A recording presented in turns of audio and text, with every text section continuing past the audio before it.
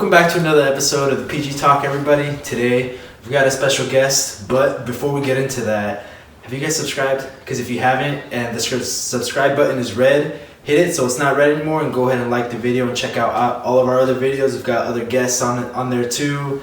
Pretty fun to talk about different things. But for our guest today, we have the one and only Trey Booker. Yo, what's going on, guys? What's up, man? Appreciate you coming on today. Thanks for having me, bro. Sure. How you doing, man? How's your day been going? Man, good. We finally got some good weather in Indy, man, which is nice. It's always hit or miss. Nowadays, you wake up, it's 80 degrees one day, and then you go to sleep, and now it's 19. So, it's nice to have some consistent weather. I feel like we're finally in the spring now. So Yeah, man. I went to go play soccer yesterday with one of my friends and Gabby, and dude, it was cold. Bro. Like, towards the end of it, it was getting like super cold. We're like, we gotta go. And now today, it's like beaming. Yeah. It's so hot outside. Yeah, bro. I think it depends on when you go. Like, if you go in the evening, I feel like evenings are like really chilly in Indy, especially in the springtime. Yeah. Like, you wake up the next day and it's like 46 degrees. Like, it was just like 71 like a couple hours ago. Yeah. We're like right around the corner from summer. Mm-hmm. And recently I found a soccer park near Avon where I live. And I've just been like daydreaming about just going over there, spending the whole afternoon and playing, Facts. Yeah. But before we started, we were talking about that you're a pastor. Yeah, man. You want to get into that? How'd you do it? Yeah, man. What goes into all that stuff? Yeah, for sure. So, before I even became a pastor, I worked with Jose at Chick-fil-A on 86th Street. Yeah. Literally, all the guests we've had, I've met them all at Chick-fil-A. For real though. Right, at this point, you might as well get the blue one. Yeah, out here. Let us know. Especially business majors in the room.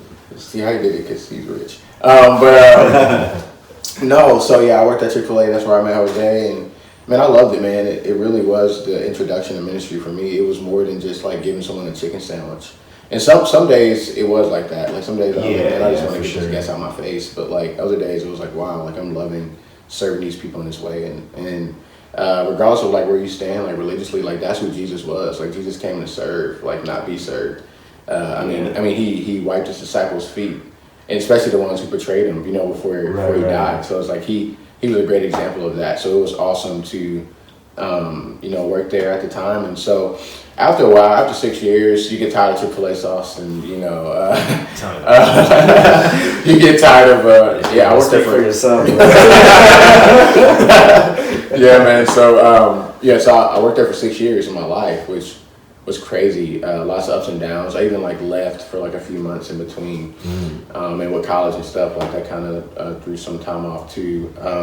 And you kind of worked your way up from the position. Right, I worked my way up to being told what to do to telling other people what to do. And it was nice, man. It was nice while it lasted, but after a while, I just felt like God just had more for my life. I had a huge passion for ministry, but I didn't know in that setting. I felt like I belonged in a church more vocationally, and so I pursued that, man. Changed my major in college and was like, all right, let me be serious about this thing. And a position came up at the church that I'm at now, Traders Point Christian Church. It's one of the local churches here in Indiana. We have 6 locations. We're growing immensely. It's crazy to see what God's doing. And got involved there, started serving, and felt called to ministry, and joined staff, and going on about 2.5, almost 3 years now since I've been in it, and I love it, man. It's a blessing. I never take it for granted. So. Dang, it's really been that long. It feels like you just left Chick-fil-A. Dude, it's wild. It's wild. I think that COVID kind of threw a wrench at us. Kind of put us through the ringer of wow, we've been in this thing for 2 years. You know what I mean? Yeah. And it's wild, but it's crazy. I've been gone for that long. I bet I can still remember the menu and stuff. You never forget that stuff. Chicken number 1, no pickle. Add this. That is engraved in your head. Bro, you never forget about it. And my pleasure is too, bro. I still say my pleasure to this day. Yeah. I haven't worked at Chick-fil-A since high school. I think I only worked there for 1.5 years, 2 years before I left for the military. Mm-hmm. But I still say that to everybody. It's always my pleasure. Yeah. And to be honest, that sounds better. You get a little sloppy "you welcome." I'm like, she didn't mean that, or he didn't mean that. But if you say my pleasure, it's wow, Yeah. It makes a difference. I might as well go back to Chick-fil-A. You see, like I still believe in it. But yeah, it was a great experience. It really taught me a lot about leadership, and I appreciate Lou for sure. He's a good dude. But. Yeah. So you mentioned that before we started recording too. Like you, a couple years ago, you would never imagine yourself like in the position you're in now, because you're the completely opposite person. How were you like in high school? Like, were you? I know you were in the basketball team, right? Or you were gonna go to college for basketball too? Yeah. So I was all about sports, man. I thought I was a stud or whatever. No, but I really enjoyed it. I played basketball and I got some opportunities, man. And God kind of just closed those doors. And like in hindsight, it's like you're ruining my life and like my future and what I want. But in reality, He just had other plans. But like a couple years ago, I mean, I was a totally different person. I was on a whole different path.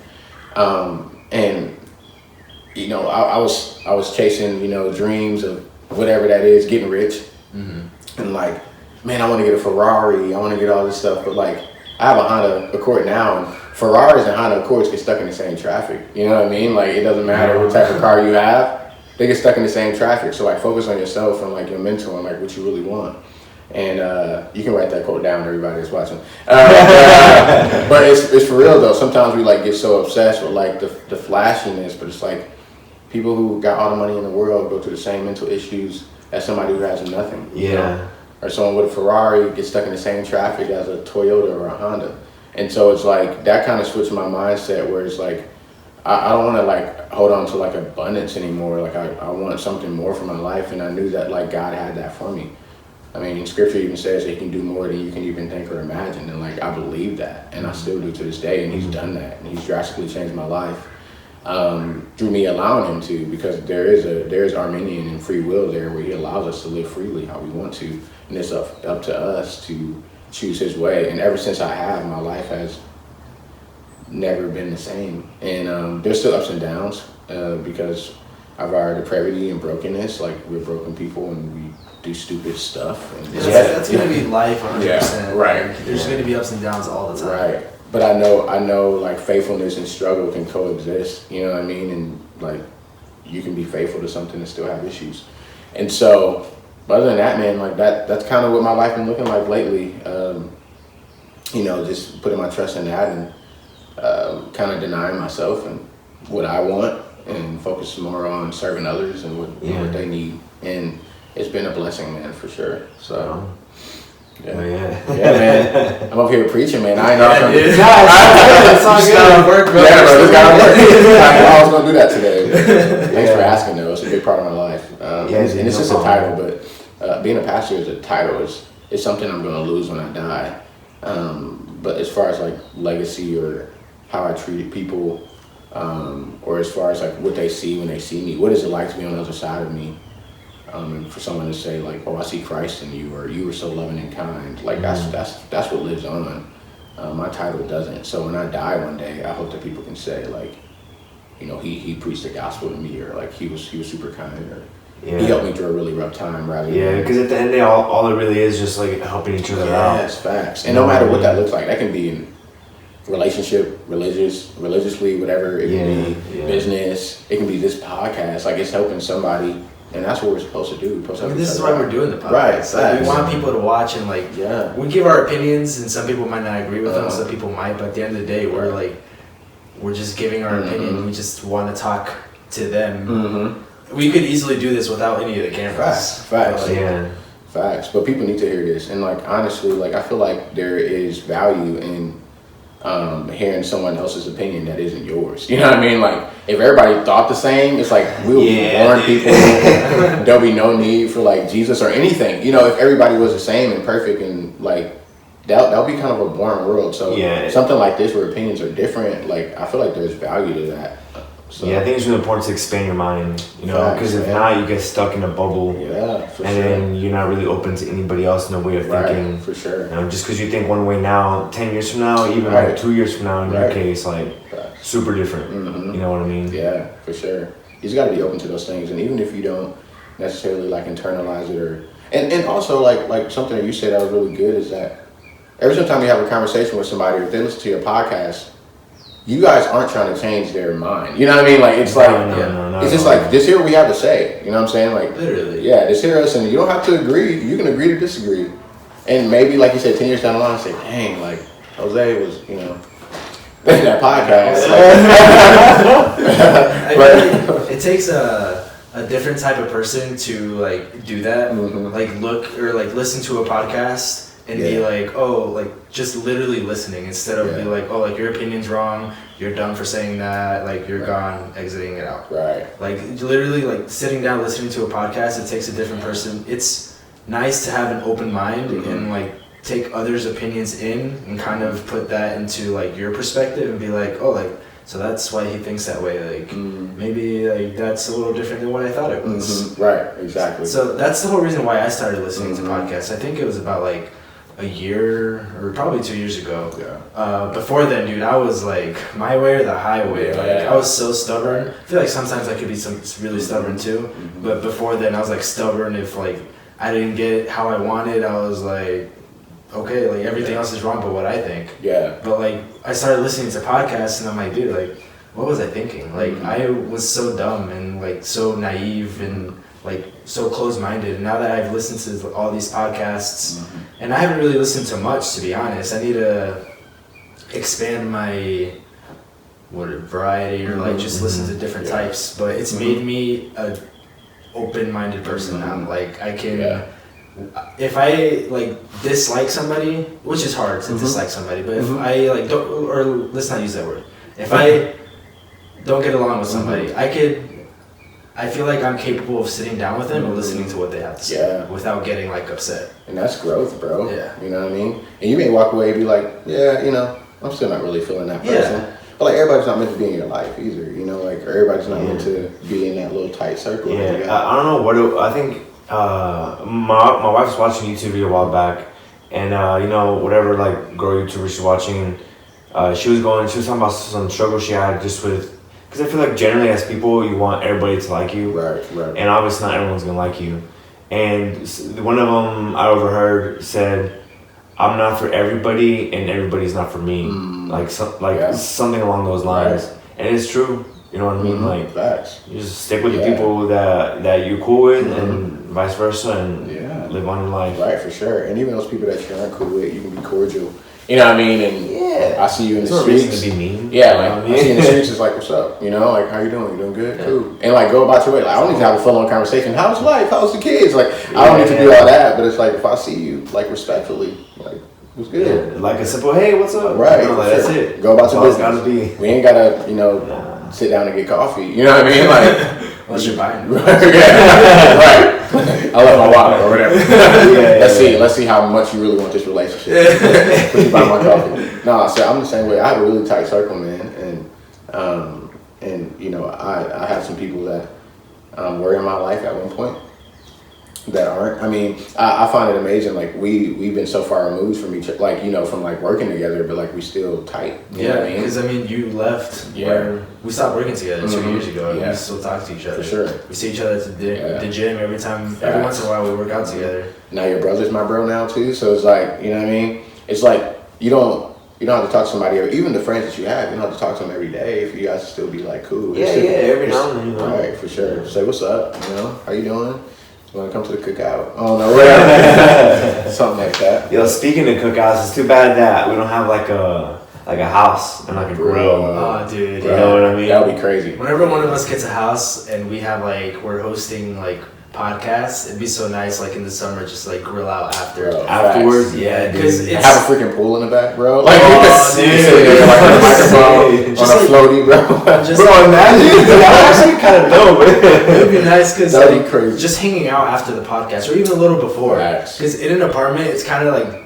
I mean, we're just gonna be doing the same thing right after the podcast, just sitting here. Yeah. Everybody starts somewhere though. Yeah. Keep dreaming. So yeah, man, that's awesome. Yeah, but I feel like those people who try to make like the thing Karen said, like I'm not for everybody and everybody's not for me. Yeah. I feel like the people who try to make themselves for everybody, like they're just going down like mentally wrong paths and eventually like they're just mentally not good. Yeah, I used to be a people pleaser. Like so I mean, even at Chick-fil-A, I feel like if you want to climb up that corporate ladder, for some people it's like, man, I gotta kiss his butt. You know what I mean? Like just to climb up this. And I'm like, dude, it kind of like leaves you like devastated a lot of times because you don't get what you want 9 times out of 10, and then also you have like literally spread yourself thin trying to please everybody. That you completely emptied yourself and like you just want to quit. And yeah, man. At the current warehouse I work now, it's not bad, you know. But at the previous one I worked at, I was a team lead in a super small warehouse. Like it was me, the team lead, and then under was obviously like all like the people who worked, and right above was the area manager. So it was like huge like gaps, right, between management, and a bunch of project managers would come in, and we housed all the stuff for the projects. And they would come in, make sure they have everything, this, and that. And at times there would be like 6 of them there at once. And then if they needed something, like I would go up to them and like, hey, what do you guys need? Like what can we do to make this happen? You know, like and then when sometimes they'd come in like before a project started, and you know they would just kind of be standing there like bullshitting with each other, and I would come up and like want to start like bullshitting too. And then a lot of times, dude, they were just talking about how they just wanted to get off work to go and like go to the liquor store and buy a bunch of like alcohol and just get fucked up that night. I'm like, dude, that's not a life. I saw a glimpse of that. I'm like, dude, I don't want that for me. Yeah. And I feel like that's a lot of struggle, like trying to go through that corporate structure. Right. Trying to climb really high, pleasing everybody left and right. Right. For sure. You know, it's not fun, man. Like I said, you lose yourself in the process because the person that you once knew is now all about, you know, how can I climb up this ladder, like you said, how can I be at the top, you know, and it like I said, it leaves you devastated and disappointed. So and sometimes you gotta like learn when to walk away from stuff, and I'm happy that you did, and that was what's best for you. Some people don't, and I mean that's, you know, that's on them, but you knew what was best for you, and you left. So I mean that's good, and that's kind of like where I was, where especially like in the corporate world of like what am I fighting for? Like it's like, why am I here? Like I know I'm here to get a paycheck, right? Like, other than that, it's not purposeful. I don't feel like I'm helping people. I don't feel like I'm doing anything. I don't get life from what I'm doing. So like, what am I doing? A big reason why people quit jobs like that, even if it's really good paying, like it's not for the money because I'm not getting paid enough. It's simply because they don't feel fulfilled, or whatever job they're in is just not what they want to do, or like the people there aren't really it. You know, that's one of the main reasons people leave jobs. Yeah, that's true. And then even like when I became like a manager or whatever at Chick-fil-A, like I fought so hard for it, and then I got it, and I was like, oh, this is it, you know? Yeah, it's honestly, this all it is, you know? Like you thought like, oh, I get this position, and like I'm gonna be telling people what to do. I'm gonna be bossing people around. Guess what, man? You got a new shirt. Right. You just got a new shirt. That's it. And a little bit more responsibility. Yeah. And to me, looking back, it was humbling, man. I feel like that was God. Like, you stop acting bigger than what you really are. Yeah. You know, and like just act medium. You know what I mean? Like, don't act smaller than what you really are. Don't act bigger than what you are. Just act medium. And I feel like if everyone acted medium, we'll be. And what I mean by that is like, there's this pastor named Kevin Queen, and he went into his coffee shop, and they only had small and large coffees. Like they didn't have mediums, and he was like, "What? Like what coffee shop doesn't have a medium?" And so what he was saying is, acting bigger than what you are is like big-headed, prideful, like always got to be in front, super egotistical, and then acting small is like super self-conscious. Like I don't want to like. I want to kind of play the background. I don't want to be out in front at all. Which, like, quiet leadership speaks loud. You don't really have to say much to be a quiet leader, but it's like those people who are like more self-conscious and worried about what people are going to think about them. When acting medium is where like you can be high up on the corporate ladder. You can be a freaking Chick-fil-A owner, but like you treat people well, and like you struggle with the same stuff as somebody else.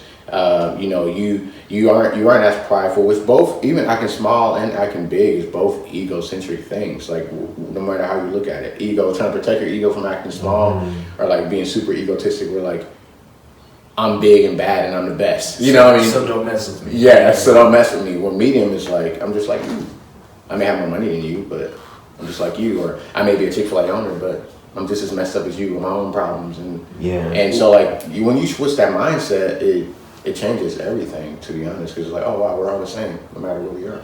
Yeah, the only place that I've really felt that is through Chick-fil-A owners. I'm not even gonna lie. Dude. Like when I first started, even like whenever like the one in Lafayette we used to work at, there was the owner there, the operator his name was Andrew, and then he left to go open up one, I think in like in the north of the country, and then somebody from corporate came down to kind of like run it while we were getting a new operator, and even he was super chill. Like he was really cool. Yeah. You know, like super like down to earth. Yeah. Like if we were struggling, he'd come by and start flipping fries. You know what I mean? Like I think that's cool. Yeah, you know it makes a huge difference when you're in it with them. You know what I mean? Like some people are like, some owners, depending on where you are. I mean, I've never seen this at Chick-fil-A, but I'm sure if you go to like McDonald's. I mean, I don't mean anything bad about that, but I'm just saying like anyone who McDonald's. like anyone who like works at a job where they have like a high position and high leadership.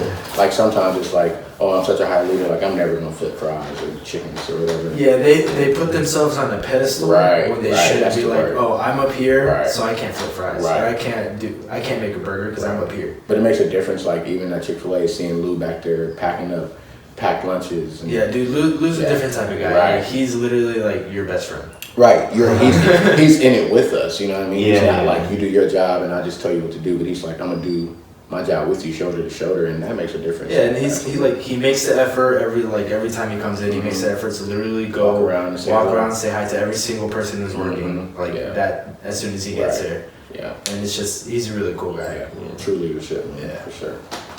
Man, you really gotta get him on the podcast now. I'll send him this clip. You gotta come on, man. Yeah. They probably gonna request. They're like, I gotta meet this Lou or whatever. Man, that's awesome though. No, seriously. Yeah, man. So go ahead, you got it. What were you gonna say? I just want to know, like, what you went to college for, and like, what you changed your major from. You know what's crazy? That's exactly what I was gonna ask. Well, that's how we run a podcast together. So a big part of my life was fitness, and I think, and we may get into that in this podcast. I don't know. Oh, we will. But a big part of my life is fitness. So yeah. Jose knows that I was super into like my family kind of grew up in immense levels of unhealth. And a lot of people make fun of me for how much I work out and like how I never have on a shirt on my Instagram and stuff like that. So now I created a fitness page so that way for any parents following me, it's like, all right. True story by the way. But yeah, so it was physical therapy at first. I just loved the mindset of like changing your body, and then I changed it to I make music as well, which we'll probably attach that somewhere. I'll put it in the description. For sure. I make music as well, so then I was like, all right, well, maybe, I don't know, man, I was going through a phase. So I was like, maybe like journalism or like liberal arts, you know what I mean? And then like, there's a section where, oh man, I want to be a public speaker. So maybe I should go to school for speech therapy or, or something like that. Yeah. And then I went back to physical therapy. Bro, I was just going through a phase, bro. So I went back to physical therapy because I was in the gym one time and like somebody told me, they were like, dude, like I've been following you, man, for like, and not like following, he said, man, you've been in here for like 8 months and like, I see the transformation. I'm like, dang, I'm going back to physical therapy. You know what I mean? Like, right on. And then after that, like when I felt called to ministry, I was like, man, I was also going through a really tough time, like mentally. And I was talking, I think I talked to you about this before I left Chick-fil-A. I was like, man, like, why do I think the way that I do? Like, cognitively, like, when I'm going through something, like, where does my brain leads? Even, like, thinking about anxiety and some of the courses that I've been through lately, it's like, where do my anxiety start? Like, I started being really interested in myself and, like, why I think the way I do, and why did I change my major so much? Why did I do all these different things? And so I changed my major to psychology. And that's what I ended up finishing with, and then a minor in biblical studies. So like learning the Bible, and obviously those classes were helpful, but there's still a whole lot I don't know about scripture. And that's the beauty about God, is that he's so freaking big. You know what I mean? It's like, look around, everything that he's created, and it's like, wow, like it takes a lifetime And even in that lifetime, you'll never arrive to truly understand how big he truly is. And that's what's beautiful about it. It's like, wow, he's so big that you'll never know how big he is until you die one day and you get to be with him. But anyway, so I changed my major to that, and it's helped me better understand myself, and why my brain functions the way it does, and the chemicals that I release. Like when I'm in a season of depression, if I'm doing something that's bringing me pleasure or giving me a sense of well-being, how I can counter-react my depression. It's like so weird, like, but it's how our brain is wired. And so it helped me better understand myself, and that's what gave me the courage to leave Chick-fil-A. And just because of, without those, and I felt like God just had a plan and all of that. Like without me switching up that major, going through the 6 different major changes, and then finally landing on something that I felt like was somewhat perfect for me, is when some of that, okay, now I have a purpose, and like now I know what I want to do, started coming in. So that's what I changed it to, and I enjoy it. I'm actually going back to school. Yeah. Oh, for real? Yeah. So you graduated with your bachelor's already, and you're going back for your master's? Yes, sir. So I'm going back for my master's, and then possibly a doctorate. I don't know, man. You know, the loans are just adding up. So I'm trying to be smart about it, but it's just that love to learn, and that hunger to learn too. And I never want to lose that. You know, I never want to get to a point where I feel like I've arrived or I know everything. And so I'm constantly trying to put myself in a position to learn. And school is just an easy and essential way to do that. School isn't for everybody either. And I got to work really hard for good grades, but it's something about that school setting where you're diving into a book, and you're learning more about yourself, for those activities or those internships that you do. Like, you know, it's all a learning process. Do you find yourself learning more through like reading books or like activities, like let's say experiences? Mm-hmm. That's good. I feel like books are like chew the meat, spit out the bone type of scenarios, where it's like you eat up what you can, and like you throw the trash away. You know what I mean? If y'all out here eating bones, then praying for y'all. But like life experience is like the true essential, in my opinion. Where it's like, okay, I just went through a hard time. Like, how did I navigate through that? Or like a book can't teach you that sometimes. You know what I mean? Where yes, there's a lot of knowledge in those books. Where it's like, taking what you can, chew the meat, spit out the bone. Where it's like, let me get what's the meaty parts of this where I can like try to implement it or apply it to my life. But also like everything in that book won't necessarily apply to me. Or like maybe I'm not in that season of life yet where I don't feel like I need to apply it. But 10 years down the road, it's like, oh yeah, I read this one time. Where life experiences, it's like you're in it, like you're in it for real. And like if you're down bad, you're down bad. Or if you're in the deep end, you're in the deep end. You're not reading about the deep end. You're in it. Like it's happening. Right, it's happening right now. And so it's like I can learn from my mistakes better then because I have the experience and the relatability. Whereas sometimes in a book, I'm just reading about somebody else's experience that I may or may not encounter because we're different and we're wired different. And sometimes I can make sure I don't put myself in a situation like that after reading it. So it's like, I guess, I think it's 50-50, but more importantly to me, experience is everything. So yeah, I definitely agree, and I like that you said that. Like I never heard the saying like chew the meat, spit out the bone. Yeah. You chew the meat, spit out the bone.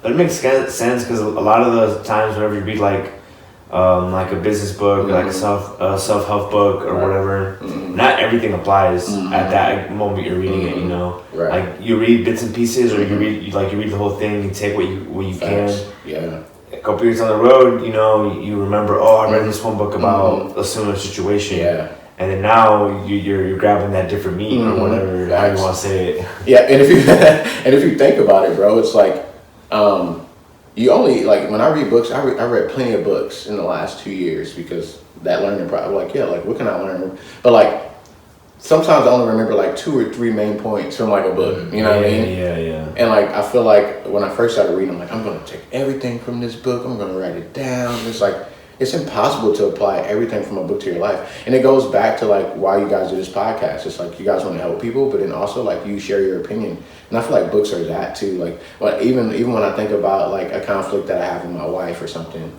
like she may come off as a certain way, and at the end of the day, like if she like did something to make me upset, and I come to her and I'm like, hey, this is just a story in my head. And what that means is that in my opinion, you did this for this reason. Mm-hmm. It's not fact though. You know, like I'm not in her brain. I don't know why she did what she did. Right, so it's the same like with books. It's like, it's all stories and opinions, but that doesn't mean there's going to be a fact in your life. And so like I try not to like read everything. I read everything from face value. Like, okay, you know, I may not ever deal with this, or maybe it reveals to me an issue under an issue that I have in my own life.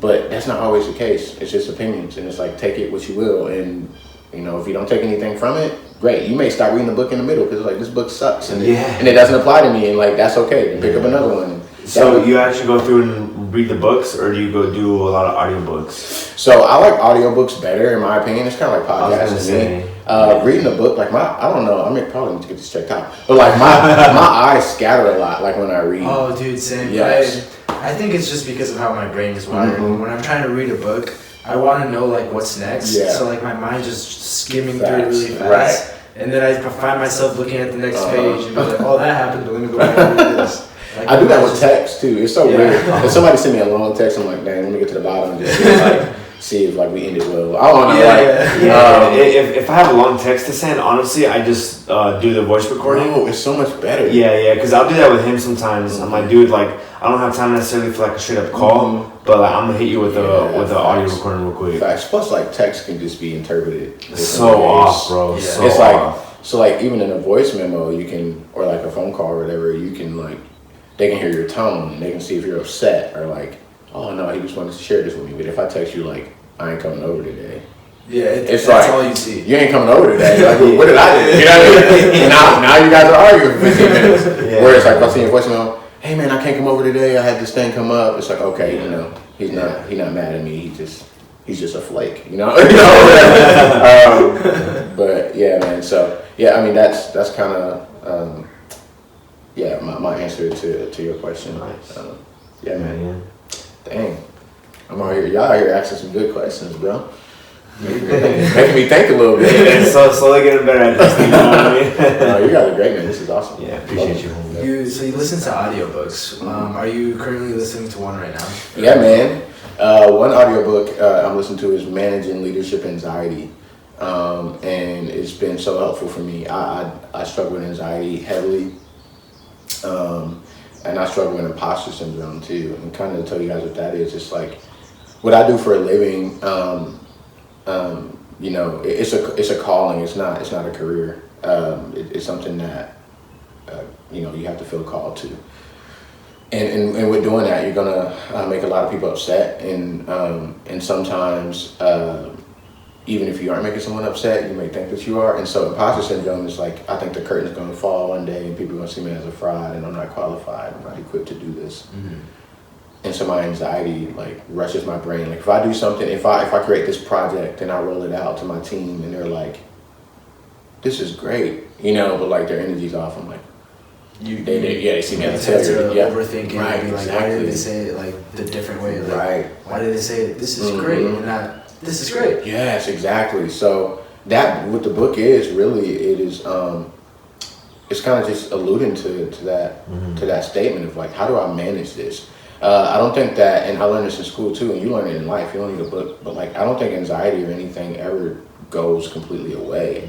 I think that you just learn how to manage it, and like and it starts with, in the book it says it starts with realizing where it starts. So for me, a racing mind is where my anxiety starts. Where I was like, what if they don't like it? Like, oh, you know, they're lying. You know, like they ain't digging this or whatever. Yeah. So my anxiety starts there, and then it starts like assimilating to like a racing heart. So a spinning mind, I mean a racing heart. And then like sometimes it can start like in my stomach, or like I have like a tight body. And so like just knowing where it starts, you won't necessarily stop the anxiety, but you can slow down the acceleration of it, of like thinking about something else. Like if I hate elephants and I see one, it's like, I hate elephants, I hate elephants, I hate elephants. It's like, I'm saying I hate elephants, but I'm looking at it and I'm like, wow, I really do. You know what I mean? Or even saying like, I love elephants. Well, rather than like looking at the elephant in the room, it's like, I love giraffes. And it's kind of like taking your mind off of the elephant itself and focusing on other things. And And that works for some people it doesn't work for. But yeah, really, that book has been really helpful. And another one I'm reading is about a life-giving leader. And life-giving leaders give leadership away. Like, they don't always have to be in front. Like, they don't always have to be the face. A life-giving leader isn't a here I am type of person, there you are type of person, where it's like you walk into a room and people are like, oh, like, there you are. Like, we've been waiting for you. Rather than I walk into a room and I announce that I'm here. Right. And so, like, that book talks about that, and then also, like, breathing life into people. One of my spiritual gifts is encouragement, and, like, I always want to, like, encourage you guys, like, hey, this podcast is actually really dope, and I love it, keep going. Or, like, maybe somebody thought that they did terrible on a project, but they really didn't. Or maybe they didn't do or give their best, and, like, how can you still encourage them in that? And give them some critique or some radical candor of, like, hey, this is how you can make this better next time. And so just breathing life into people, and, like, there's nothing like being around a life-giving leader. And so I want to make sure that, like, I know what it's like to be on the other side of me, and what do people see when they see me, and am I a here I am type of person? In some cases I can be, and I don't want to be that. And so, like, really taking some time to sit in it and lament and look at the gaps in my life, and how can I be a better leader for the people I lead, the hundreds of people that I lead at church. Which is a blessing. I never take it for granted. If you guys are watching this, I love all of you. And thank you for trusting me. But I couldn't do what I do without you guys. My job doesn't matter. It's all you guys that are doing it, and I'm grateful. But also, like, am I leading my family well? Like, my wife is my first ministry. So, like, if I don't have a good relationship with my wife at home, then I don't have anything, Yeah, right. And so, like, making sure that I'm being a life-giving leader alongside her and not in front of her, Yeah, and it's great that you're pushing yourself to be that kind of person, because I know I struggle with, like, trying to, like, tell myself that what I'm doing is good enough. Because, like, just for an example, like, let's say, like, a school project or a school presentation, I'm, like, freaking out because I'm so nervous of, like, did I do this well enough? And then I would go up and present. Those things start kicking in. I'm standing there, like, everything is tight, like, I'm just so nervous. Then afterwards I'm like, that was terrible. Like, what?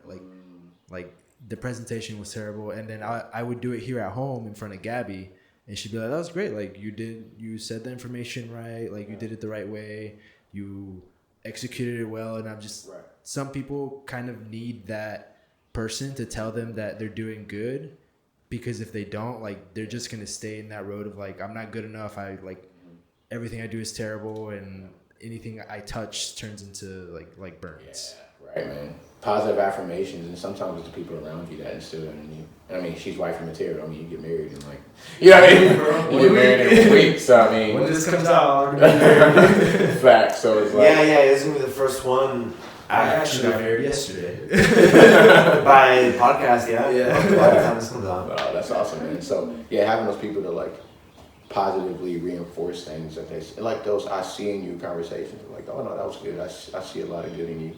And I have a few people, like my wife and some other men with gray hair, which is, like, been in the game for a while and have a lot of wisdom, and they pour into me a lot. And also I have those people that I can call and be like, I have a in my wallet right now, I have a like a small little sheet folded. And if you unravel that sheet, it's like 5 names on there of people that I can call. And when I call, they already know what I'm calling for. So, like, I'll call, one of my friends, his name's Rick, and so I'll call him, and he's like, you need some encouragement. Yeah, because that's like, and usually I won't call him. Like, if I'm just like, hey, you trying to hang, or like, hey, we're going out for a drink or so, like, you want to come? I'll just shoot him a text. If I call him, like, he knows, like, oh, you need to be encouraged, right? Or, like, if I call Craig, like, if I call him, he's like, you need someone that plays devil's advocate, or you need some critique or feedback. And I'm like, yeah. So, like, finding those people in your life where you can give them a call and be like, don't even say nothing. It's like, you need some encouragement, Yeah. And so I have those people in my life that are okay with, like, telling me that I did it wrong, and yeah, bro, you messed up. You know what I mean? And so there's a lot of value in that. So. Yeah, but it's cool that you can, like, take it. You know what I mean? Because a lot of people, as soon as they get any form of critique or whatever it may be, like a little bit of pushback, immediately it's like, oh, you're attacking me. Right. So I'm not. Just like, that you did this wrong, or like whatever. Like, just fix it and move on. Stuff like that. Yeah, man, it's tough. It's tough, and the people that and I used to be that way too. I mean, let me not act like my poo don't stink. You know what I mean? Like it's rough, dude.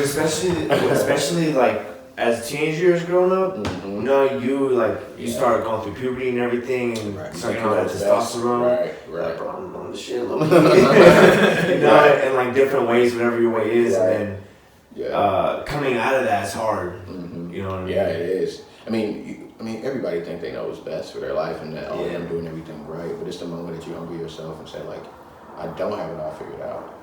I don't know everything. And, like, you need people around you to, like, let you know that you don't know everything. And, like, be okay with people telling you don't know everything. You know, and the moment that you do that is the moment that you actually start growing. Because it's like, like, I did it wrong and I messed up. And the joy and the beauty about life is that as long as you're alive, you get to keep working at it and keep getting better. And so that's been a big blessing for me, having those people in my life.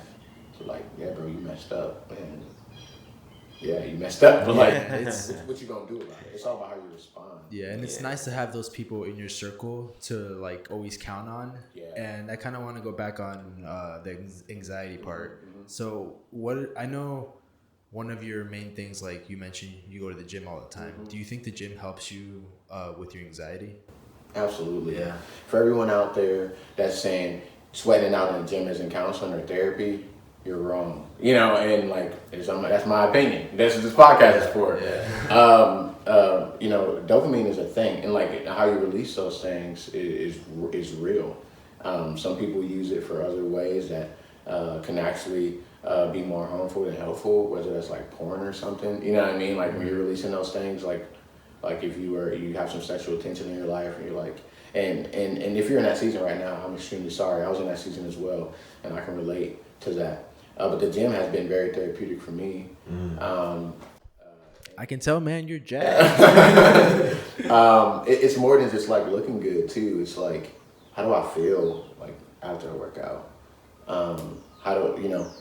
We're dealing with all these things. You go to the gym and you kind of get to like escape all that essentially, and it's not. And sometimes escaping can be bad. Like you need to face it head on, but it's like how you face it. Mm-hmm. You know, there's gonna be times where I'm not strong enough for today, and to be honest, like I'm not enough, and I need Jesus. You know, because I'm not enough by myself. And so when I go to the gym, if I'm having a rough time and things are good for you and bro right now, let me stand on your shoulders for a second. You know what I mean? And let me get myself together, because I know one day I'm going to have to return a favor, and that goes back to serving one another, you know?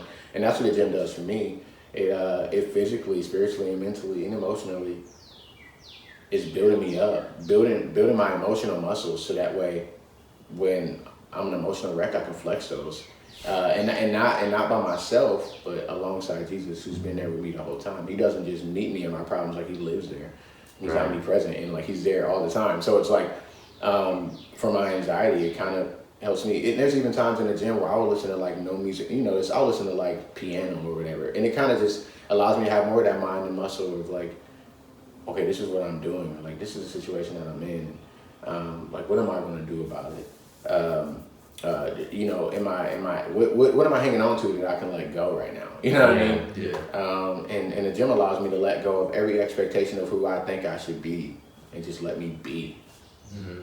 And so the gym is therapy for me, and it works for me.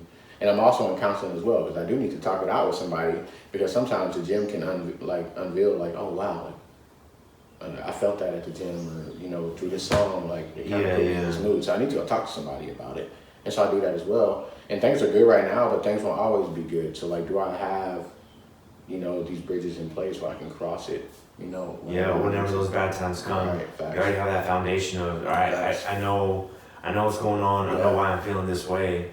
Now let me just power through it and then come out on the other side. Mm-hmm. For sure, bro. Yeah, because I feel like I've been up and down with the gym, like throughout, really ever since I tried to start to lose weight. Mm-hmm. And recently, I hurt my back, and my shoulder's a little messed up too, but my back's better now. It's feeling great. I just literally do my stretches every night. Yeah. You know what I mean? My sister got me one of those like Theraguns, like not that brand, but the massage gun. Yeah. And dude, that shit's magic. It's great, you know? Yeah, for sure. And I do notice specifically when school's like on and like finals or like I have a project coming up, if I don't work out in the morning or sometime before, or like, oh, it's been a week and I haven't gone because I've just been solely focused on school. Right. Like I just my brain starts running. Yeah. You know, with this and that and then all this other stuff. And then as soon as I get that one day back where I just go to the gym and just sweat it out, or just sit in the sauna after like whatever kind of workout, I come out of it, I'm like, all right, cool. Like I know what I'm feeling. Now it's like what you said is it's good to escape sometimes, but sometimes it's bad. Yeah. Because at the end of the day, you got to face what you're going to face. Sure. Right. And one of my favorite things to do is just go in the gym, you know, kind of like zone out, and then sit in the sauna for like 15, 20 minutes and just kind of sit there and like reflect. All right, I'm feeling this way because of this. Yeah. And then now, like, all right, cool. So what am I going to do about it? Am I just going to sit here and just like cripple in anxiety, or am I just going to make a game plan, go and do it, and then whatever happens after that happens, you know? Right. Whether it's the result I wanted or not. Right. The important part is just going out there doing your best, and then moving on. Yeah, bro. You know what I mean? Good. Yeah, I love that.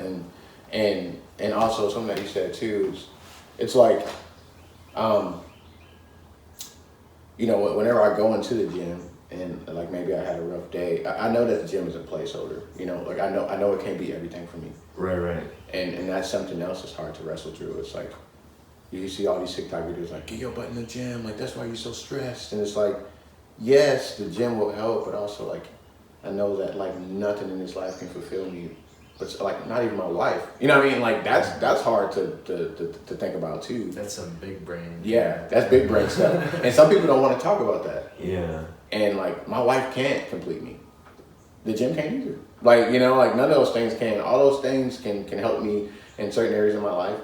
And it brings me pleasure. But like only God can do that. So it's like the gym is a placeholder for me to let me release this dopamine and let me find pleasure and well-being in this, but also like let me go to the one and only true person that can really help me get through this. Yeah, and all those like motivational like TikToks or reels that you see, like get your ass in the gym and stuff. At the same time, yes, but people who I feel like not the majority, but a good percentage of the people who like go to the gym to de-stress are like you said, like you both said, are just kind of running away from everything. For sure. Like I think the biggest thing you should do to grow is face the problems head on as best as you can, but also like have the little distraction of going to the gym to release some stress. And then don't face it alone either. Like who's in your circle? You know, like who are the people that you have around you that's pouring into you? And like are your friends encouraging you to like run? You know? Like, they're like, oh yeah, just let it go. Yeah, just let you worry about it later. And then it's like, no. You know, like, yes, have friends in your life that's like, hey, you know, take care of yourself. Don't worry about that right now. But then like have those friends in your life too that may say, hey, take care of yourself. Take a day off from this situation. But I'll call you tomorrow and say, okay, like so how are you gonna handle this? Yeah. What you gonna do? You know what I mean? Yeah. It can't be just friends doing that. You know, it has to be like you said. It's gotta be somebody who like calls you out and it's like, yo, like you're kind of slacking here. But at the same time, that same person can tell you, hey man, like you've been kind of ramping it up a lot. You like you just need a day off, right? Or like 2 days off, or just like chill out for a little bit, like re-stress, regroup, or not re-stress, chill out, regroup, and then like come back. Yeah, you know what I mean? Yeah, that's good. Yeah, dude. Yeah, man. You know, and you're gonna do that imperfectly, but like I said, that's the beauty of life is that if you got another 24 hours, you're not gonna get it perfect, where you can give it a shot, and so. Yeah, man, the sun's gonna come up regardless of what's going on. For sure. I saw that on Instagram. Shout out Kevin Hart. He's That's the most knowledgeable thing he's ever said. I don't know, man. Kevin Hart's funny, but I used to be a Heat fan, but now not really. What are your gym goals? I know, like, apart from like going to release all the stress and stuff, like why else do you go to the gym? I'm trying to get yoked, bro. Yeah. Yeah. So right now I weighed at 196 this morning. I just got 196, bro. Damn, son. I think I went up. I did a bulk and I went up in some fat. So I think I'm about like 11% body fat right now, and I want to get down. I want to get that lower. But gym goals is I want to lose 20 pounds by July. So you're trying to stay at 170? 170, yeah, 176. How tall are you? 5'11". 5'11". Yeah, I think that's a good weight. Mm-hmm. You know, especially because you're jacked anyway. Yeah. So it looks real good on you. Right. I'm just trying to look freaking like Greek legs, veins popping out of my eyeballs. Like I'm trying to like no. I just want to be healthy, bro. But also I want to like look good too. And so I hit some gym goals lately, just with like some PRs and stuff. And that's the beauty about bulking is that. Wow, strong. Strong, and I can lift. And it's addicting too. Right. I want to go back. Right, for sure. So it's like, dang, do I really want to like lose weight? So like, I actually was supposed to start cutting in February, because I bulked from like November. I did like a 12-week bulk, and I started bulking and it was great. And then in February, I immediately went into a cut, but I was like hungry, bro. I was like, why am I so hungry? Yeah, you gotta watch yourself. Yeah. You just like straight go into the cut. Yeah. And so I started looking into it because, you know, I don't know everything. And I'm always trying to learn. And I talked to you a little bit about it too at the gym. And then I started main gaining, which what that is, like you maintaining the maintenance calories or like, and maintaining the weight that you're at. So at the time, I was like 200 pounds or something like that. I lost like 1/2, but like I still was strong. Wash my clothes on me. I had like a 5-pack. I've never seen anything like that before. I think all my food went to the right side or something. But so I was main gaining, so I was like 200 pounds at the time, and so I said, okay, I'm gonna stay 200 pounds. Like I'm not gonna try to, you know, go to 205 or anything. So I'm gonna eat like 3,100 calories a day, and I'm gonna eat this for like a month. Yeah. And so I did that for the month of February, and it was great. I stayed at, I think in the morning, the heaviest I ever weighed was 202. But you know, sometimes we get bloated. Is that like the heaviest you've ever weighed? The heaviest I ever weighed was like 215. And that's when I was eating like 3 Chick-fil-A sandwiches for break. But I wasn't even like chunky or anything. I was still like heavy set. My boots probably like sagged a little bit, but like I was still like strong. And then that summer I lost like 40 pounds. In the summer? Yeah, bro. And I did it in like, I was kind of like in a really bad season of like anxiety and depression too during that time. And so like everybody was like, dang bro, like you look good. I'm like, little do you know, like I haven't ate today. You know what I mean? Yeah, I'm starving. Yeah, it was so bad. And I would never go that route again. And if you're in that season, like go get some help because you just don't fight this alone. It's a serious thing, and mental health isn't talked about enough, and it needs to be talked about more because everyone's going through it. You know? Yeah, literally everybody, bro. Everyone is going through it in their own little way, and for some people, it's way more severe than the other. And just because the severity of your anxiety or depression isn't there yet doesn't mean that it never will be. And so trying to learn those things, but yeah. So 215 was the heaviest I've ever been, so I was 200, and then, main gain for a little bit, and so I finally entered into my cut where I lost like 4 pounds since then, and I'm ready, man. I'm ready to get freaking... You gonna compete?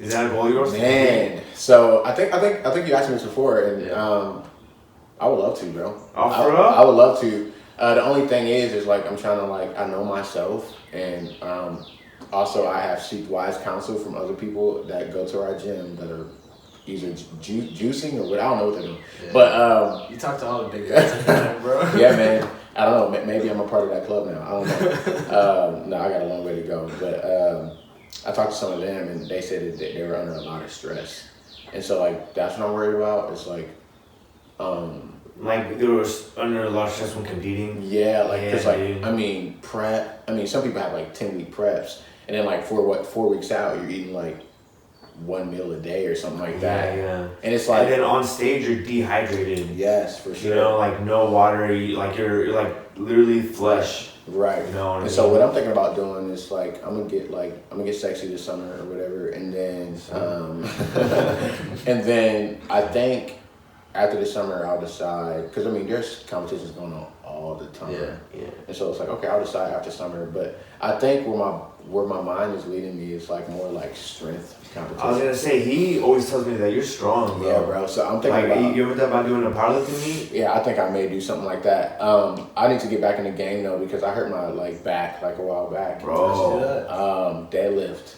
Bro, me too. I was going for a 5-plate deadlift, and it was a PR, and like a sharp pain just shot up my back, and like my back has not recovered since then. And I mean, I've been going to physical therapy, chiropractic visits, and like it's getting there, but like it's a slow progress. It's slow, and it's like once you mess yourself up, like you mess yourself up, and you really got to. There's some guys that was telling me, I was like, yeah, man, I hurt my back. I took 2 years off. I'm like, yeah, okay. Bro, that's why I don't think it anymore. I'm like, I'm not. Well, it's supposed to be like deadlifting isn't bad. It's just doing it improperly and lifting super heavy while doing it improperly is bad. And I think that's where I was. I think that I was lifting wrong. And so I did take like a month off of working out. Jose was like, bro, I haven't seen you in like a year or whatever. And I wasn't working out. I was resting. Yeah. And that time of rest, I mean, that month was hard, not going to the gym. And I was in my head a lot and stuff like that. But when I got back to the gym, I focused more on like, more slow and controlled. What am I doing? You know, like what am I actually doing? I haven't deadlifted in like a year. It's been a long time. I'm too scared to do it. I mean, like honestly, to be strong, you don't really need it. Yeah, you don't need to. Yeah, but I mean, I also really enjoyed it. I remember when we deadlifted at one time, and I hit 2 PRs in one day. Yeah. And then I was like, oh yeah, like I'm deadlifting every day now. And that's it's fun, man. I know it is, and it's cool to like see yourself. So I think I'm gonna move more into like sumo, where like. You may notice. You guys may notice a little bit more. I don't think you use your back as much for that, right? I think it's more of a leg drive. Yeah. I mean, you can still fuck up your back if like it's not stable or like you're not like a good stable core. Yeah. But like I used to so here's the difference, right? So I spent years doing conventional, and I worked myself up to a 405 PR, right? But that was like a couple years back, and then. And then I want to say like a year or two ago. No, it was about a year ago. I started sumos for like I don't know. I just tried it one day, and then like 2 weeks later, I went to work out with a friend, and then I PR'd on sumo 405, and it felt lighter than it did conventional. So you can definitely pull more, bro. But it's because you're wider, you're not moving much, and it's a lot more legs. Right, for sure. You know, you got more meaty legs. You know, you can lift up a little heavier. Yeah. Yeah, I'm gonna give it. I don't know, man. Give it a shot. I'm gonna take my time, but like right now, like I mean, my legs are exploding, and like I'm getting bigger, and I feel so strong.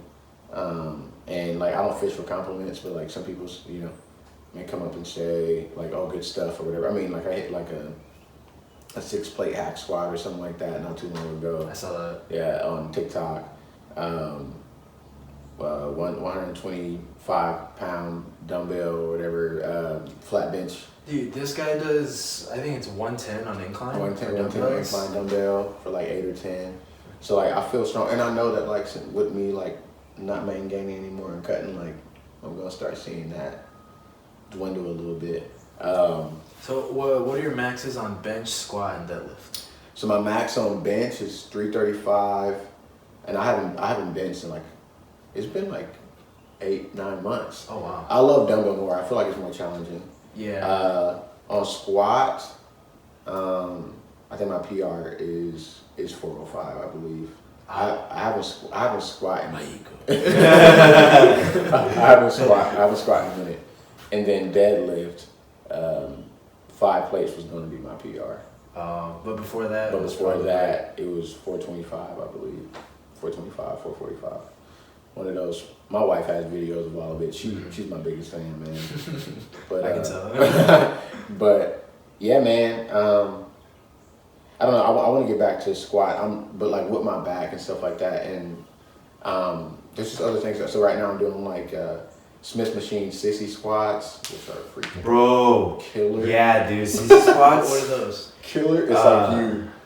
It's weird. It's like this weird motion. I don't want to do it on your couch.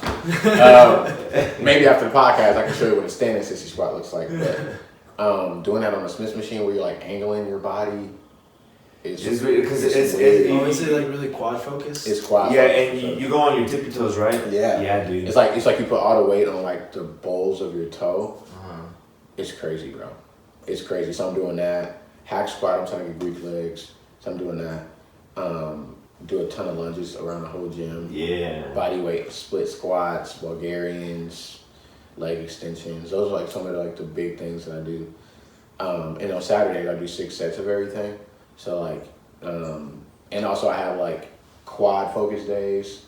Then like on a Saturday I may have hamstring and calf focus or whatever. And I try to hit calves like 3 days a week, even if it's not. You see, it's getting a little bigger, bro. It's genetic, bro. It's literally genetic, man. Like, look at my shit, dude. They're fucking tiny. Bro, your calves are huge, bro. No, I just have them defined is all, but they're fucking small. Wait, you see that shit? Bro. They're small. It's the size of my head. Bro, yeah, but I've seen some dudes with huge calves, and I'm like, man. I work with this dude. His calf is like this big, dude. Bro. Like, no shit. Right. And some of them don't even like do anything. You know what I mean? They're like, oh yeah, bro, it's genetic. So I'm like, man. Bro, I'm just trying to get like veins all over my bro, legs. Greek legs, bro. I'm telling you right now, Greek legs are what I'm aiming for. If I'm gonna get Greek legs, then my purpose in the gym. Like I have no purpose anymore. In the gym, yeah. Nah, but yeah, man. So that's some of the gym goals that I have. To answer your question, 175, freaking shredded. Still be strong, healthy, most importantly. It's a really big mental barrier to drop weight and try to still stay strong. Because I've noticed when people drop weight, they tend to usually not lift what they normally lift when they're on a bulk. Right. And that like mentally fucks with them. They're like, dude, I gotta bulk again because I'm weak now. Right. And also like, what does it look like for you to be okay with calling an audible? You know what I mean? Like if I start dropping, like if I drop 5 more pounds, I'm like, man, I look like a, or man, I don't feel good about this. Then like, what does it look like to be like, okay, I'm press pause on this right now and bulk back up or whatever. Like you have to be okay with wherever you land. But yeah, I think my issue honestly has always been as soon as I start to cut, I'm not in it. I think I eat like to maintain probably like 29 to like 3,000 calories. To gain, I'd have to obviously more than that, probably like 3,300. But to lose, I'd have to drop it down to like 28 and like slowly, like 29. Right. But like I'll go on a cut and I do like 2,500 or 2,400, and I'm on it for like a month, and I'm starting to see progress at the end of the month. Right. But then my body starts kicking in, and I'm like, dude, like. Right. I'm still looking at candy, I start salivating. Yeah. You know what I mean? I start salivating. I get a little taste. Yeah, man. And I'm alright, cool, that's it. Yeah. But then I think about it, and I think about it, and next you know, I'm going these binges. Yeah. And then that's why I just end up heavier. So. Yeah, it's really hard. It's definitely discipline over. Yeah, I'm starting now. I'm not eating. Like I'm not looking at my calories right now. I'm just going by what I feel. Like if I feel hungry, cool, I'll eat. And if not, I won't eat. Or if I am hungry, I'll like drink some water or eat like a piece of fruit and see how I feel like 20, 30 minutes later. Yeah. And then slowly kicking back up the exercise with my back injury and all that. Yeah. And just taking it slow, bro. Yeah, bro. Taking it slow, I think my biggest motivation to lose weight is losing my muffin top. I've always been really insecure about my muffin top, bro. Yeah, man. Like whenever Like you've never had one. What do you mean? Look at this. Until now, that's what I'm saying. Yeah. But well, like even then, that's also a thing. Like back when I was super skinny, I thought I had a muffin top, dude, and I was so insecure about it. Like I would always like do this to my shirt. Like if you look at me like just walking normally, you'll see me go like this. Yeah. Because I'm just like really insecure about my muffin top. So that's one of my main motivations to lose weight. We're our biggest critics, bro. Like I look in the mirror and say, bro, I'm so small, and people be like, bro, shut up, man. But like it's just how I view myself, and so. Sometimes I gotta work on getting out of my head, and I think a little bit of that is healthy too, because like you said, you gotta stay like somewhere in the medium. Right, for sure. Because if you're too large, you're not looking at yourself like and like critiquing yourself. Right. Then, bro, like you're just that annoying dude walking around and thinking these hot shit. Right. And acting medium is like I'm not where I want to be, but I'm not where I was, a couple months ago. So let's keep working. Like that's all it is, and I try to make sure that that's my mentality, but. It's a mind game, bro. Yeah, it really run game for sure. Yeah. So at the end of the podcast, we always like to end off with just some random questions, or like would you rather questions, just for fun to end it off. I have one that I wanted to ask since we've all ate Chick-fil-A and worked at Chick-fil-A. Would you rather have a spicy sandwich or a regular sandwich? Bro, what? Spicy, bro. No, bro, regular. Spicy. Regular. Spicy. Bro. What the fuck? Bro, think about this, bro. Spicy chicken sandwich. Okay. Pepper jack cheese. Bacon. Tomatoes. I don't even like spicy much, but spicy is just better in my opinion. It has more flavor. Nah, dude, a good like if the breader does it right and it's in the Henny for like how long it needs to be, bro. I'm telling you, a regular like deluxe or maybe not even just do like your regular like a Chick-fil-A sandwich, but add pepper jack cheese to it, bro. Instead of that American stuff, add a pepper jack cheese. Bro, dang. I'm telling you, dude, I gotta try that. But the thing is that I put too much power into the breader's hands. You know what I mean? So whenever I got a regular Chick-fil-A sandwich, I'm like, bro, this is not good. And then when you go spicy, you know it's gonna be good. Right. It's like, wow. Like I don't even have to. Bro, I don't even second guess it. I know that it's gonna slap. That's the trust that me and Spicy has. You know what I mean? I hear our argument, bro, but we're gonna have to disagree to this. But I hear you for this one. Yeah. I would go with spicy sandwich too, but I would have to add some tomatoes into it. No, man. But I love spicy Bro, the spicy sandwich is so good, bro. It's aight. It smacks every time. Especially a fresh one. Like if you say, I want mine fresh. But sometimes when they're super fresh, it's a little too spicy. I just can't eat it. You soft, bro. Bro, I gotta drench it in ranch. Bro, like a spiced chicken sandwich with Polynesian sauce or like honey mustard. But it don't even, it don't even matter. Well, Chick-fil-A sauce, I don't like Chick-fil-A sauce anymore after 6 years of eating it.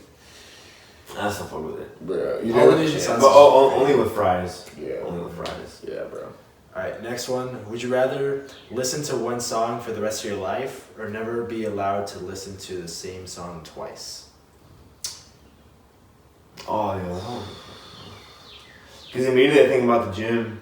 Same. And there's no way I can get hyped with the same song over and over in the gym. I don't know, bro, because like if I'm doing a 120-pound dumbbell flat bench press and I hear and I feel nothing. If I hear that, I listen to that over and over, bro. I really could, but also like there's so much good music that I don't want to like listen to one song for the rest of my life. You know what I mean? Yeah. Like I think I'd have to go with never listen to the same song twice. Yeah. As much as it would suck, but yeah, I'll go with that. I would do the same thing too. Yeah. Let me find That's funny. That song's a banger though. I like Screamo, screaming in my ear. Yeah. What's that one band? I think I like a light screamo. Light Screamo? Bro, Yeah. I thought so before, but I heard some like not really hard, but like medium type of screamo. Yeah. I have a buddy that I've been in the Marines. His name is Seeger. If you're watching, shout out, bro. But he put me onto some of the stuff, and he's like, you know how like there's like a certain scream that you do or a certain way to do it. He like practices it, and low-key, he's kind of good at it. Bro. Yeah, dude. I don't know how they do that with their voices, bro. They're like They're just to blow out their voice box. Yeah, bro. Alright, next one would be, it's kind of weird, but it's kind of funny. Would you rather see your mom or your daughter at a gentleman's club? Probably my mom. I was gonna say, bro. I was gonna say my mom. Alright, next one. Would you rather watch the news or stoner movies for 24 hours straight? I hate the news, bro. But And by stoner movies, like Cheech and Chong. just like random movies that are like, oh, that's cool or that's funny. I think I might do stoner movies because I can't really do the news. yeah, Because probably the same, and not because I enjoy stoner movies. It's just that I hate the news. You know, like talk about the same stuff. Yeah. Some of their Or it's stuff like is always super, like their opinions are super like one way. right, super conservative. You know what I mean? Yeah. And that's just like Yeah. frustrating for me. You do listen to a lot of news stuff? Nah, it's not your thing. No, I mean, I watch what I'm in the know of what I need to know, but like I'm not on here, especially like for presidential election and all of that. Like you can count me out. Like I'm not COVID stuff. Like I try to keep in the know of the stuff I need to know, but I'm not on here like thinking I invented science. Okay. You know what I mean? It kind of just. Yeah, I get what you mean. There's this channel on YouTube I watch called Breaking Points, and I like it because the dude is super. I won't say super, but he's conservative, and the girl is liberal, and they're super like cordial with each other, like they're friends. Right. And they don't attack each other. It's like, I think this way, you think this way. Oh, cool. So like, let's try to find a common ground. And that's how it should be. That's why I like sometimes it's like 6 people who think exactly the same feeding off of each other, and it's just like it just reminds me of the reason why we're divided, where it's like conservative gentleman and a liberal female, they can disagree on something and be like, you still my friend, and we can be walking away from this thing high-fiving each other and we cool. And so I wish there was more of that in the news, but I stay away from it for that reason, just because of, just and there's like-minded opinions and stuff. And there's like news, like CNN's one way, another news place goes the other way. It's just like. But I will say I watch like WRTV6 or like CBS or some of like the Indiana channels, because I don't know what's going on in the city. I get most of my news from YouTube. Yeah, I mean YouTube is basically a news channel. I mean, if you think about it. But, last one. Would you rather always get the wrong coffee? Would you rather always get the wrong coffee order, or never get coffee at all? I think the wrong one, just because I get to try a bunch of different coffees. Well, like so you wouldn't be upset that you'd get the wrong one? Well, low-key, I don't even drink coffee like that. My favorite way to drink coffee is just like black coffee. Yeah. You know what I mean? Just, same. I mean, you don't need all that sugar. I mean, like this can be a podcast about Starbucks and how they're harming our bodies. But I mean, to be honest, people go to Starbucks and they're like, "Can I get a mocha latte or whatever?" And it's like, how much of it is actually coffee? You know what I mean? Like, bro, like half of it's probably sugar. Yes, and it's like it's just not good for your body. Yeah. And some people are like, "Well, you use it to store energy." It's like you can get your sugar from other things that like are better sugars for you rather than like back when I used to do a lot of running, like my favorite thing to do was like before a run, like 10 minutes before, like 5 minutes before, just eat an apple and like warm up and stretch and then go. And bro, that apple will give you so much energy. Bro. And it's a superfood that people don't even talk about very much, or like kiwi and stuff like that. Like people don't talk about that stuff. They mangoes slap, bro. Facts. Yeah. So yeah, we should do another podcast about Starbucks. All that stuff. We won't cancel you guys, but we just want to encourage that. We just want to encourage that we serve more coffee with less sugar in it. Yes. Yeah. So stay tuned next time when we have Trey on, because we're gonna have you on again, brother. This is a night podcast. Yeah, bro. Thanks for coming on. Of course, man. Thanks for having me, bro. Appreciate you. We'll have all of Trey's stuff linked in the description. His TikTok, his Instagram, his music stuff, all his music stuff. Yeah. And if you guys enjoyed the episode, drop a like. Don't forget to subscribe to see when we post. Turn on the bell notifications, and we'll see you guys in the next one. See you guys. Peace, love.